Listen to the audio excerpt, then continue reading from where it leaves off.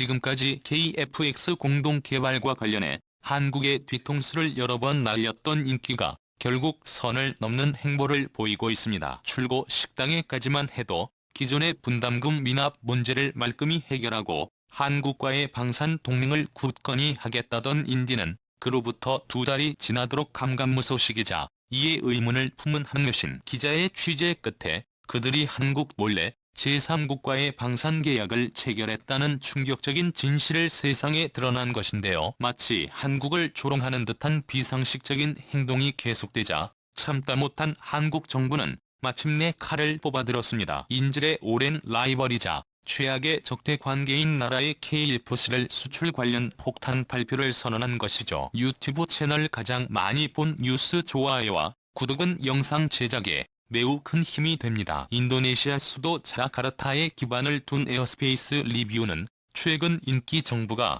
프랑스 다수사의 라팔 전투기 36대 초기 계약을 전격 체결했다는 충격적 내용을 보도했습니다. 현지 매체들의 계약은 인도네시아가 선급금을 지불할 경우 늦어도 올해 12월에 발효된다며 절충 교역 등 일부 구체적인 사항은 확정되지 않았지만 거래의 주체인 프라보워 국방장관이 직접 프랑스 국방장관을 만난 후 추진하려는 적극성을 보였다는 점과 이후 인도네시아 공군 참모총장이 라팔 도입 계획을 공식적으로 언급한 것은 물론 다수사 관계자들이 본격적인 계약 준비를 서둘렀다는 사실에서 이것이 루머가 아닐 가능성을 조심스럽게 언급했는데요. 그로부터 이틀 후 파자를 참모총장은 릴리는 올해부터 2014년-24년까지 다양한 현대식 방위 장비를 갖출 계획이고 여기엔 보잉사의 F-15X와 추가로 구매 예정인 12대 라팔 전투기가 포함돼 있다며 결국 총 48대가 팔 전투기 도입이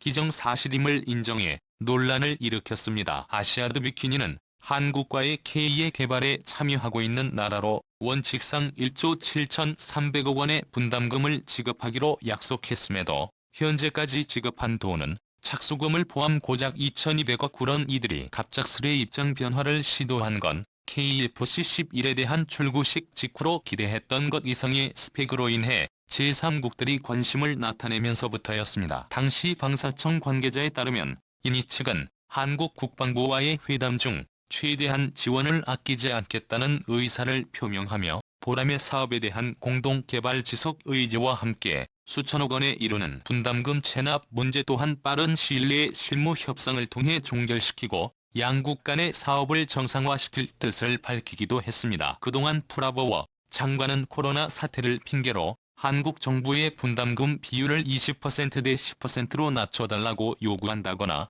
사업 참여와 연계해 50억 달러의 자관 제공 등 사전에 합의된 적 없는 조건들을 내걸며 한국의 심기를 건드려 왔는데 일각에서는 이에 그러한 교활함마저 꺾어버릴 만큼 KFC1의 완성도가 뛰어났으며 조만간 열릴 실무 협상을 통해 사실상 중단됐던 양국의 교류도 재개될 것이라는 장밋빛 미래를 그리기도 했죠. 하지만 마치 한국을 조롱하는데 또 다시 시작된 레이니의 풍수지리에 방사청은 라팔 전투기 도입은 인도네시아 공군 전력의 공백을 보강하는 사업일 뿐 해외의 부스볼 안개발에 미치는 영향은 전혀 없다는 입장을 재차 강조하며 2014년까지 필수 전력을 확보하는 사업과 2016년 이후 도입 예정인 KFC들과 비교 대상이 아니라고 해명했지만 정작 현지 보도를 확인하는 데 시간이 필요하다면서도 라팔 전투기 도입 관련 어떠한 통보나 협의가 없었다는 것에 당혹감을 감추지 못했습니다. 그도 그럴 것이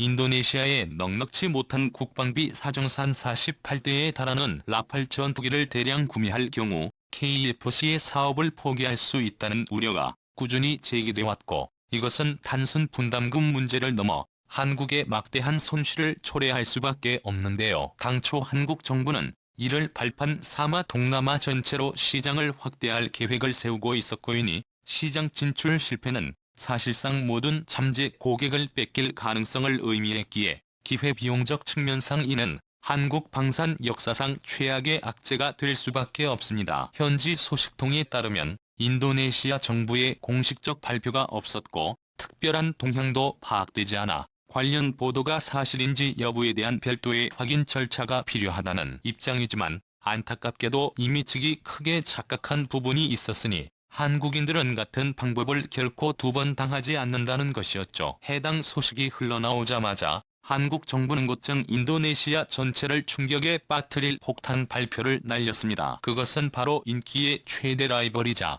적극인 말레이시아에 한국의 모든 첨단 무기를 전격 수출하겠다는 것. 사색 한국 정부는 이미 본래 그들이 또다시 통수 칠 것을 우려하여 각종 보험을 들어놓은 상태였는데요. 표면상으로 한국은 주한 영국 대사와 주한 말레이시아 대사 등 전투기 도입 가능성이 있는 나라들의 외교관을 초대하고 통상적인 절차로 위장했으나 국회에서는 전문가들을 해당 국가에 몰래 파견해 시대계 비행 시기와 맞춰 각종 무기 수출 상담을 추가로 진행하는 등 단순 전투기뿐만이 아닌 미사일과 장갑차 등 다방면의 무기 계약을 추진했던 것으로 밝혀졌습니다. 이 과정에서 유독 더 큰 관심을 보였던 국가는 다름 아닌 말레이시아로 이들은 오랜 기간 인도네시아를 적극으로 간주하여 견제해왔는데 케이블 11을 상상도 못할 스펙이 밝혀진 마당에 만약 인니와의 계약을 맺고 자신들이 그 자리를 차지할 수 있다면 국방 강화는 물론 적국의 약화를 동시에 누릴 수 있었기에 당시 현장 관계자에 따르면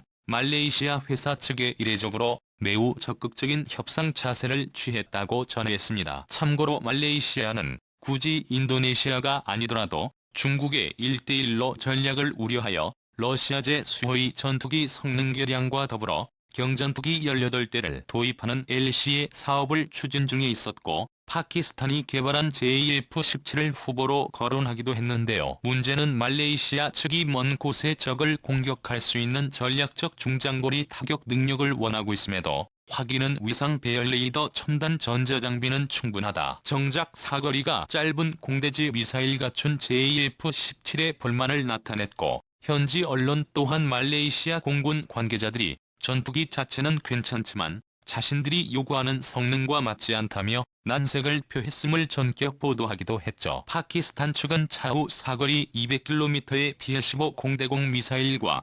350km에 달하는 야드 공대지 미사일로 업그레이드 할 것이라며 말레이시아를 상대로 물밑 작업을 여념이 없었지만 하필 그 시기 인접국인 태국이 중국과의 연합훈련에서 중국 공군을 참패시켰다는 소식이 전해짐에 따라 전문가들은 발빠르게 변하고 있는 국제정세에 조바심이다. 말레이시아 측이 결국 한국의 불씨를 사업에 눈을 돌렸을 가능성이 높다고 내다봤습니다. 해당 소식이 전해지자 말레이시아와 인기 네티즌들은 온라인상에서 치열한 키보드 배틀을 벌여 또 다른 화제를 모았는데요. 말레이시아인 한 명이 신뢰할 수 없는 파트너인 인도네시아를 쫓아내고 자신들을 대신 놓자는 말에 크게 분노한 인기 네티즌들은 그의 페북을 테러하는 지경에 이르렀는데 오히려 그는 이니 정부가 지불한 지분은 20%에 지나지 않고 더 많은 기술 이전을 요구하는 대담성이 뻔뻔스럽다며 설사 한국이 개발한 기술을 가져온다 해도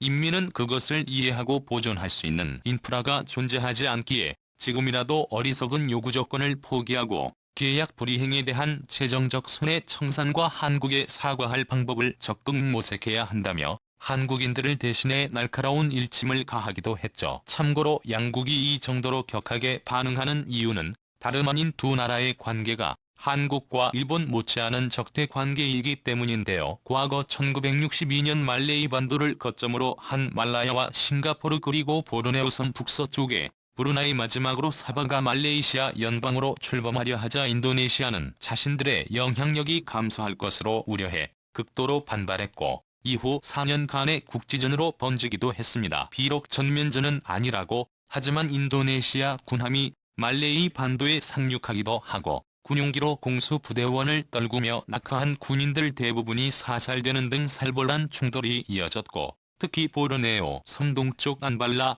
지역을 둘러싼 분쟁에서는 2009년 인도네시아 군함이 말레이시아 군함에 발포하기 일보 직전까지 가는 등 영토 분쟁도 끊이지 않았습니다. 국제사회의 중재로 과격 사태는 잦아들긴 했으나 이번엔 말레이시아의 인이 근로자들에 대한 처우 문제가 또 다른 갈등을 만들었는데 불법 체류 근로자를 적발할 경우 채찍을 사용하는 일명 대형을 가하자 방법이 매우 모욕적이라며 이니 내 반대 여론이 들끓었고 동시에 이 정부가 20년 가까이 해마다 벌어지고 있는 사안들 문제를 방관하여 말레이시아 측이 각 도시에서 나타나고 있는 호흡기 환자와 며칠씩 이어지는 휴교 사태에 책임을 지라며 험악한 분위기가 연출되기도 했습니다. 유럽과 마찬가지로 이들의 적개심은 스포츠에서 노골적으로 드러나는데 2010년 동남아 국가들의 축구 대회인 스즈키컵 1차전 당시 관중석의 신경전이 패싸움으로 번지자 자칫 분위기가 과열되어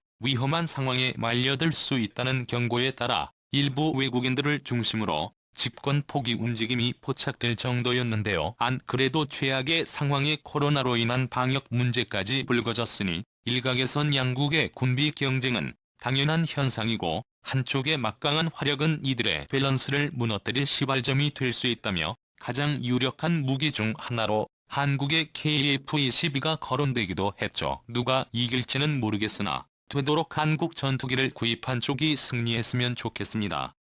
시청해주셔서 감사합니다. 이 동영상은 유튜브 채널 가장 많이 본 뉴스에서 제작하여 게시한다. 구독과 좋아요 알람 설정은 좋은 영상을 만드는 데 많은 힘이 됩니다.